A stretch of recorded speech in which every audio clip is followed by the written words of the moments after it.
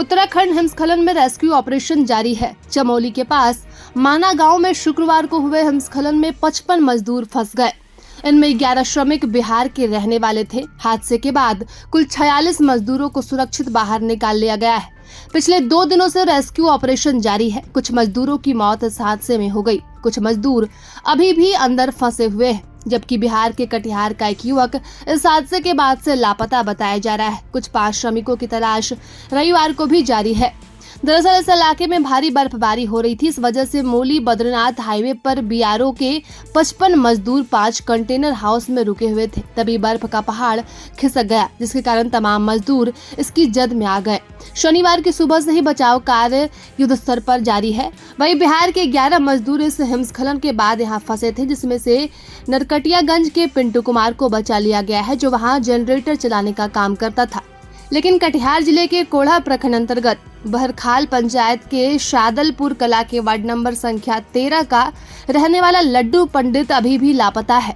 और कटिहार जिले का निवासी लड्डू पंडित उत्तराखंड के बद्रीनाथ में एक सड़क निर्माण कंपनी में जेसीबी ऑपरेटर का काम करता था। 28 फरवरी के बाद से लड्डू का फोन स्विच ऑफ बता रहा है और इस घटना के बाद लड्डू के परिवार के लोग अनहोनी को लेकर डरे हुए हैं। रेस्क्यू ऑपरेशन में सेना के 4 हेलीकॉप्टर समेत आईटीबीपी, बीआरओ, एसडीआरएफ और एनडीआरएफ के 200 से अधिक जवान लगे हुए हैं। 8 फीट बर्फ और लगातार हो रही बर्फबारी व 0 से नीचे का तापमान रेस्क्यू को और मुश्किल बना रहा है। हिमस्खलन में दबे मजदूरों को निकालने की तमाम कोशिशें हो रही और अब तक 13 मजदूरों का कोई पता नहीं चल सका है। 5 कंटेनर का पता करके मजदूरों को बाहर निकाला गया, लेकिन 3 कंटेनर का पता नहीं चल सका।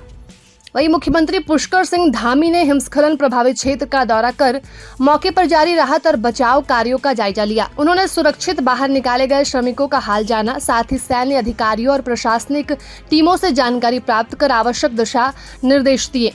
और उत्तराखंड में बर्फबारी हिमस्खलन की आशंका को देखते हुए आपदा प्रबंधन विभाग ने राज्य के सभी पर्वतीय जिलों के लिए अलर्ट जारी किया है। आपदा प्रबंधन और पुनर्वास सचिव विनोद कुमार सुमन ने बताया कि सभी जिलों के डीएम को अतिरिक्त सतर्कता बरतने के निर्देश दिए हैं। और प्रधानमंत्री मोदी, केंद्र गृह मंत्री अमित शाह और रक्षा मंत्री राजनाथ सिंह भी लगातार माना में चल रहे रेस्क्यू ऑपरेशन का अपडेट ले रहे हैं। पीएम मोदी ने सुबह मुख्यमंत्री से बात की और आश्वस्त किया कि राहत और बचाव कार्यों के लिए जो भी जरूरी पड़ेगा उसे केंद्र सरकार तत्काल उपलब्ध कराएगी। धामी ने कहा कि प्रभावित श्रमिकों की सुरक्षा हमारी सर्वोच्च प्राथमिकता है। प्रशासन, सेना और एसडीआरएफ की टीमें लगातार राहत कार्यों में जुटी है।